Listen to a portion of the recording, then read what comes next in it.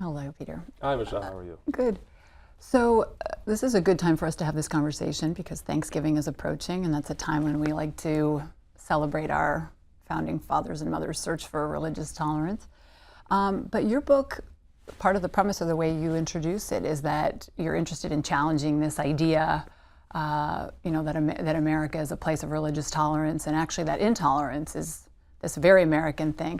So tell me, is our narrative wrong from your point of view?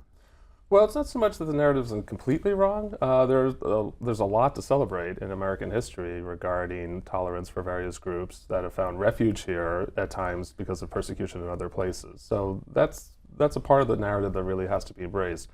But it's also important to realize the way that the narrative has been crafted as kind of a master narrative in which the religious toleration is forefronted to a degree that has eclipsed the more unfortunate parts.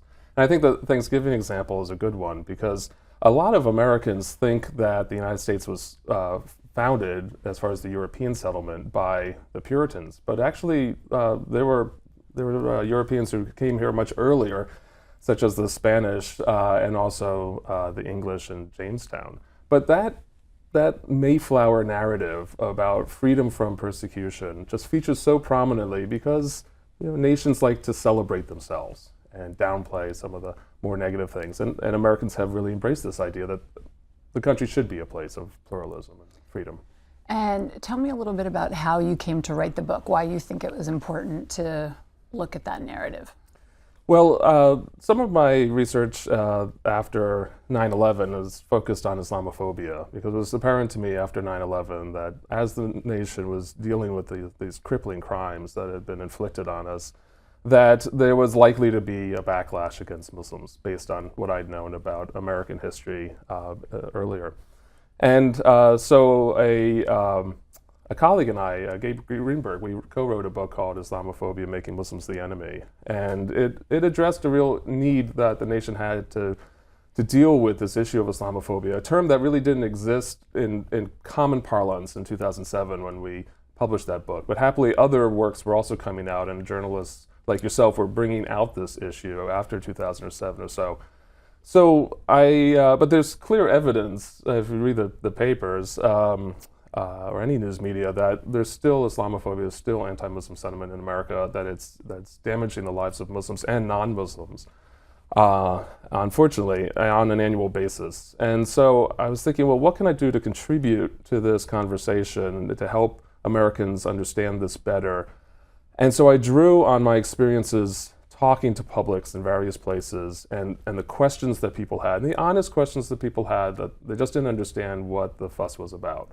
And so I thought that perhaps writing a book that would include the history of the persecution of other religious groups would help non-Muslim Americans empathize with what Muslims are going through by realizing parts of their own past with which they may or may not be familiar, in which groups that they might associate with have suffered persecution.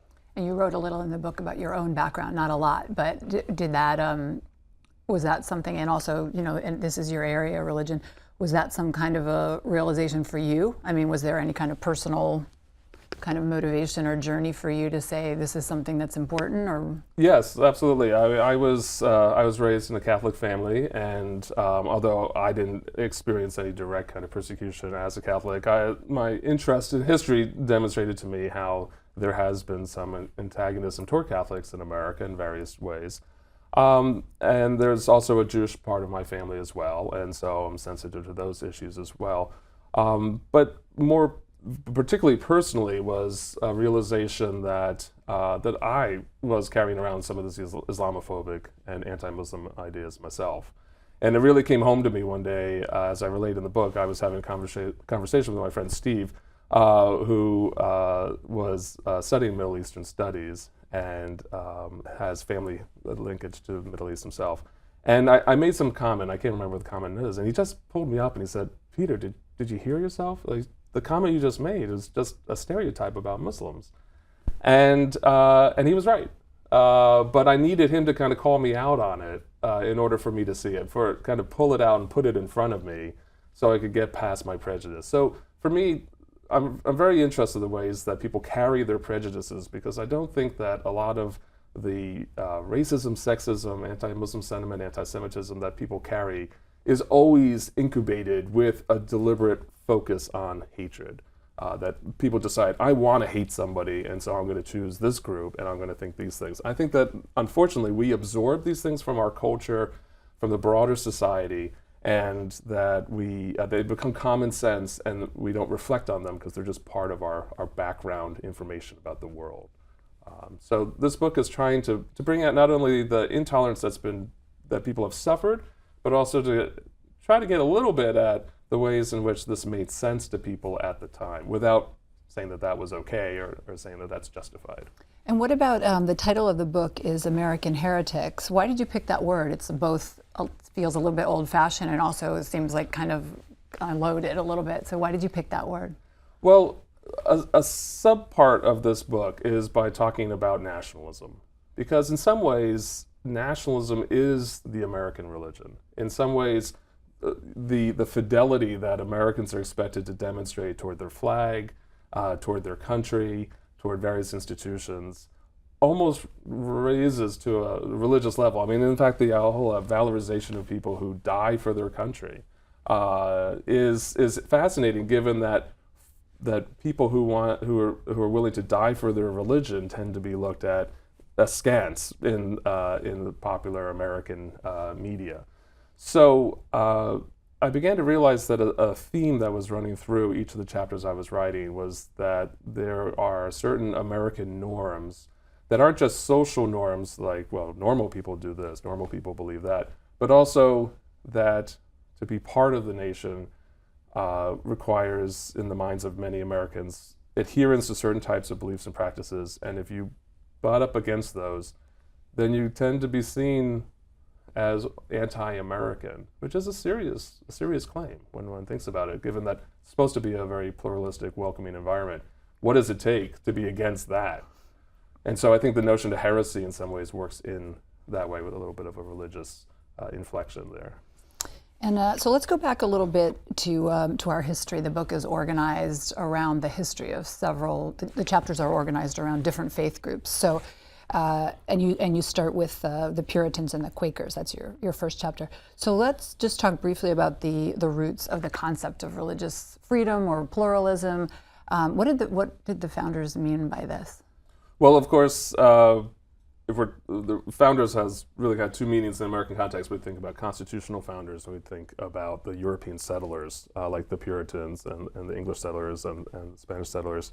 For many of the latter, Puritans didn't come to the colonies in order to establish a place of religious freedom for everyone. They came primarily to establish a place of religious freedom for them. And they were willing to tolerate a certain amount of difference. So, for instance, Society of Friends members, or the Quakers, had towns and settlements in Massachusetts. They were allowed to be without much harassment. But if any of them began to publicly proclaim their religion, at various times that brought them in for some serious punishments, including death. So those founders, if we think of them as founding the European part of the settlement of America, were not terribly tolerant in some places. Other places, for instance, in some of the southern colonies, were more tolerant. So really varied colony to colony. The constitutional writers, they determined that there was no way that they were going to create a unified nation that was going to just decide on one religion as a state religion, the way the Church of England was and is the Church of England. So they put a sense of pluralism protected pluralism into the Constitution. And Jefferson himself, as an important part of the kind of formation of these ideas during the Revolution and afterward, he was primarily interested in pluralism because he believed that citizens, in order for them to vote for a democratic government, needed to vote through their conscience, and religion was a key way to develop that conscience. And so freedom for him, freedom of religions was freedom of conscience, freedom to believe what you wanted to believe. It wasn't necessarily freedom to do whatever you want to do. So this notion of freedom of religion in the United States is more nuanced than we often